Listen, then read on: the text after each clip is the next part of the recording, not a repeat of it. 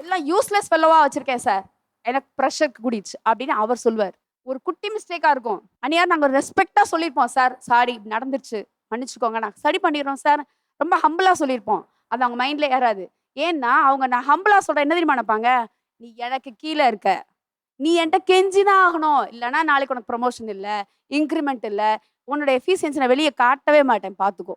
அப்படி பண்ணுவாங்க. ஒரு நல்ல நிர்வாகம் நடக்கணும் அப்படின்னா, தனக்கு கிடைச்ச தலைமை வந்து, அந்த தலைமைக்குள்ள தகுதி உள்ளவங்களா இருக்கணும். நான் நெறைய இடத்துல ஒர்க் பண்ணியிருக்கேன் சார். நான் அந்த இடத்துல என்ன டீம்மேட்ஸ்ல இருக்கிறவங்கள்ல, என்ன மேனேஜர்ஸ நெறையா சொல்ல முடியும் நானு. எனக்கு எவ்வளோ ஹெல்ப் பண்ணாங்க அப்படின்ட்டு. அதே இடத்துல, அதே மேனேஜர் இன்னொருத்தவங்கள எவ்வளோ கஷ்டப்படுத்துனாங்கன்னு என்னால சொல்ல முடியும். காரணம் என்னன்னா, அவங்கள பொறுத்தவரைக்கும் ஒரு இன்செக்யூரிட்டி. எனக்கு கீழ வேலை பார்க்குற நீ இவ்ளோ எஃபிஷியன்ட்டா இருக்கன்னு தெரிஞ்சா, மேலிடம் நம்மளுடைய ஓனர்ஸ் இருக்காங்க இல்லையா?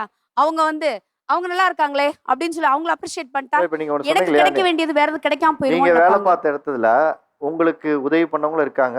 அதே இன்னொருத்தவங்கள கஷ்டப்படுத்தினவங்க இருக்காங்கன்னு சொல்லும்போது, இப்போ உங்களுக்கு அவங்க ஃபேவர் பண்றதுனால அவங்க நல்லவங்களா இருக்காங்க. இன்னொருத்தவங்களுக்கு ஃபேவர் பண்ணாதனால அவங்க கெட்டவங்களா இல்ல அதே தெரியுறாங்கன்னு இடத்துல பெர்சன் இருக்கான்னு இல்ல, இல்ல கேட்கிறேன். அதே பெர்சன் வந்து கஷ்டப்படுத்தல. ம். அதே கேடர்ல இருக்கிற பெர்சன் இன்னொருத்தவங்கள கஷ்டப்படுத்துறாங்கன்னு சொல்றேன்.